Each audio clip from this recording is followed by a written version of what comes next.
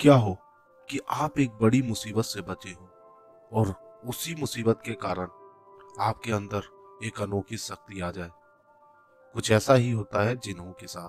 पिछली कहानी में हमने देखा था कि जिन्हों को बड़ी बड़ी मूर्तियों ने अपने बड़े हथियारों से उसे मार दिया होता है और कुछ टाइमर सा दिखाया जाता है। अब कहानी की शुरुआत होती है और हमें हॉस्पिटल का दृश्य दिखाया जाता है जहाँ पे जिन्हों बेड से अचानक उठता है और उसे लगता है ये सब कहानी है या सपना है।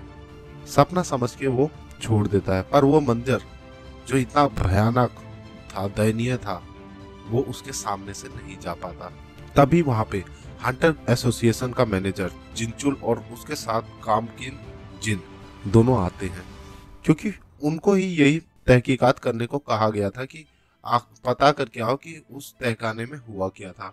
और उन्होंने जिन्हों को बताया कि वो 3 दिन से बेहोश था।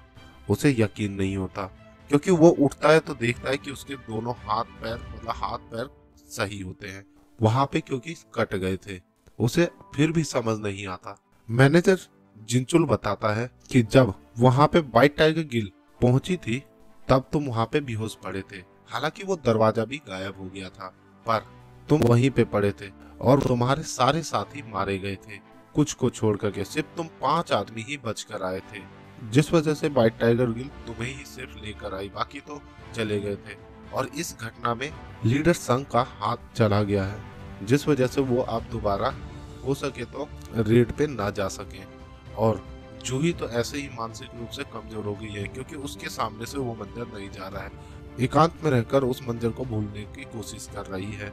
अगर बाकी लोग नहीं मरे हुए दिखते तो हमें पूरा यकीन या शक, हम सभी को पूरा शक तुम्हारी टीम पर ही जाता, पर उन लोगों के होने से हमें पता लग गया था। फिर जिनचुल मैनेजर पूछता है, क्या तुम्हें कभी अपने अंदर असीम शक्ति का एहसास हुआ है? तब जिन्हों को लगता है कि उसके शरीर में लगता है शक्तियां जागृत हो गई हैं, तो उसे थोड़ी खुशी होती है।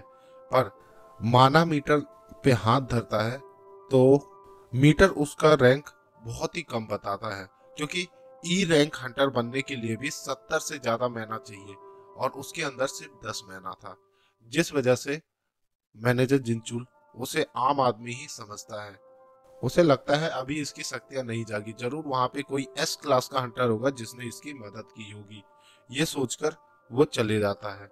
फिर उन मैनेजर के जाने के बाद जिन्हों सोचता है कि आखिर इन लोगों को मेरे सामने रखी हुई स्क्रीन क्यों नहीं दिखाई दी, इसके बारे में क्यों नहीं पूछा।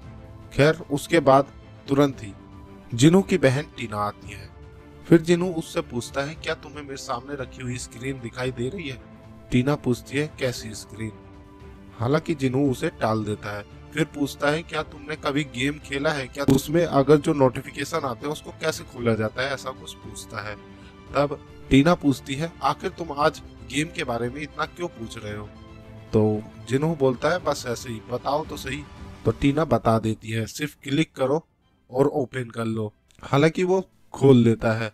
कुछ सलाह मशवरा दे करके टीना चली जाती है और टीना उससे एक और बात कहती है, अगर तुम ऐसे ही घायल होते रहे तो मैं पढ़ाई छोड़ करके मैं खुद काम पे लग जाऊंगी, पर तुम्हें काम नहीं करने दूंगी, क्योंकि वो भी अपने भाई से बहुत प्यार करती है। जिस वजह से वो काफी गुस्सा होती है, क्योंकि हर बार वो घायल होके आता है। अगर वो चले जाएगा तो फिर उसकी देखभाल या उस करने वाला कौन बचेगा, क्योंकि उसकी माँ कोमा में थी और सिर्फ ये दोनों बहन भाई थे। पिता का कोई पता नहीं था, एक मिशन में वो भी गायब हो चुके थे। फिर वो स्क्रीन को पढ़ना शुरू कर देता है, क्योंकि स्क्रीन में कुछ ऐसे लिखे होते हैं जो उसे खास समझ नहीं आते। वहां लिखा होता है, your heart will stop 0.02 micro seconds और if you choose not to accept और विल यू एक्सेप्ट, जो भी कुछ लिखा हो। पर ऐसी चीजों से हमें पता लगता है कि उससे बहुत ही कम समय में एक जीवन दान दिया गया है दानवों द्वारा, और जीवन दान ना कह करके एक मौका था वो जिन्हों के लिए। और साथ ही उसे कुछ ऑप्शन भी दिए गए हैं जिससे वो अपना स्ट्रेंथ बढ़ा सकता था। वो उस समय उसको वो सारी स्क्रीन समझ उतनी नहीं आ रही थी। हालांकि वहां पे एक नोटिफिकेशन आ रहा था जिसको इसने यस क्लिक कर दिया था, और जिस वजह से अब इसकी ट्रेनिंग शुरू होनी थी और इसे पर डे का टारगेट पूरा करना था। अगर वो टारगेट पूरा नहीं करेगा तो उसके हिसाब से इसे पेनल्टी देनी पड़ेगी। पर जिन्हों को ये सब मजाक लगता है। इस वजह से वो उन सबको मजाक समझ के छोड़ देता है। जहां दूसरी तरफ हमें दिखाया जाता है कि मैनेजर जिनचुल अपने ऑफिस फोन करके कह देते हैं कि जिन्हों की अभी कोई शक्तियां जागृत नहीं हुई है, वो भी एक आम इंसान है, हमने मानामीटर से चेक करके देखा है। फिर हमें हमें पांचवा गिल्ड दिखाया जाता है। हालांकि इस दुनिया में 5 गिल्ड होते हैं, जिनमें से एक गिल्ड होता है। उसी एक गिल्ड में हमें मिस चाक को भी दिखाया जाता है, जिसको हमने कहानी में पहले भी देखा है, जिसको 5वें गिल्ड एज ए इंस्ट्रक्टर उसको अपॉइंट करना चाहता है, ताकि नए जो ई और डी क्लास के हंटर्स हैं वो कुछ सीख सके। तो मिस चा बोलती है कि मेरे को खुशी होगी कि मैं एक वेंटर के तौर पे उनके लिए काम करूं। हालांकि तब रात का सीन दिखाया जाता है जिन्हों का, जो कि जो सोया होता है। फिर अचानक ही भूकंप सा महसूस होता है और फिर उसकी जगह शिफ्ट हो जाती है और अचानक ही वो एक सूखे रेगिस्तान में चले जाता है। और जब हॉस्पिटल में नर्स आकर उसे देखती है, चेकिंग करने के लिए आती है, तो पता लगता है कि जिन्हों वहां पे नहीं है और वो सभी जिन्हों को ढूंढने लगते हैं। और यहाँ रेगिस्तान में जिन्हों अपने जीवन का संघर्ष कर रहा होता है। हालांकि उसे उस राक्षस से 4 घंटे तक बचना होगा और अपने जीवन को दांव पे लगाकर वहां पे वो भागता रहता है। ये पेनल्टी इसको दिया जाता है सिस्टम द्वारा।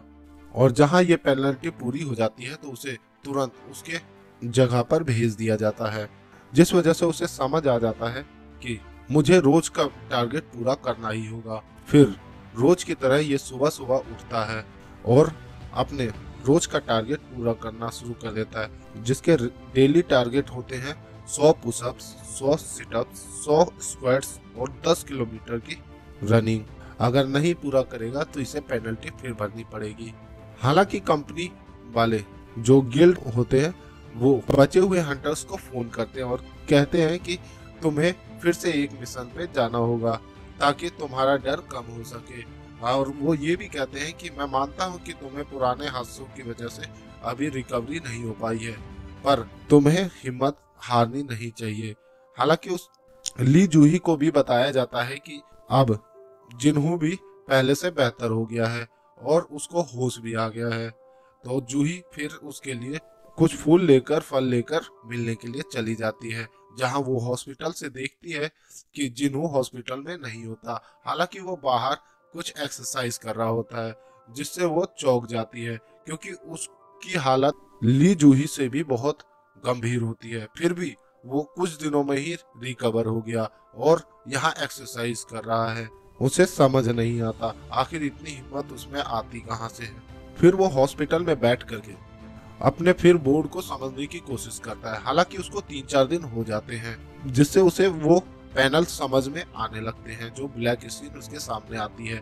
और धीरे धीरे वो समझ जाता है कि इसमें स्ट्रेंथ बढ़ाने के लिए रोज के डेली टारगेट्स पूरे करने होंगे, और जिस वजह से उसे कुछ इनाम मिलते हैं और कुछ रिकवर फॉर्म भी, जिससे तुरंत जितनी भी थकान होती है वो भी दूर हो जाती है। और उसको फिर एक बॉक्स भी मिलता है जिसे सरप्राइज बॉक्स भी कहते हैं, और उसमें से जब वो खोलता है तो उसमें एक चाबी मिलती है। हालांकि उसने रनिंग पूरी कर ली थी, फिर 2-3 चीजें थी जिसको पूरा करना था, सिटअप्स, पुलअप्स, जो उसी समय वो पूरा करता है। और वही पूरा करते समय वो सोच रहा होता है कि आखिर किस हिसाब से उसने इससे भी कड़ी कड़ी मेहनत और इससे भी गंभीर स्थिति को उसने झेला है, पर फिर भी वो हर जगह से जिंदा बचा है। अब उसे इस चीज को उसका लक कह लो या उसकी हिम्मत, पर हर जगह से वो बचकर ही आया है। अब उसकी स्ट्रेंथ 10 से 31 हो जाती है, जिससे हमें पता लगता है वो अब पहले से बहुत ज्यादा मजबूत हो गया है। अब वो सोचता है ये चाबी जो मिली है जरूर मेरे स्ट्रेंथ बढ़ाने के लिए ही मिली होगी।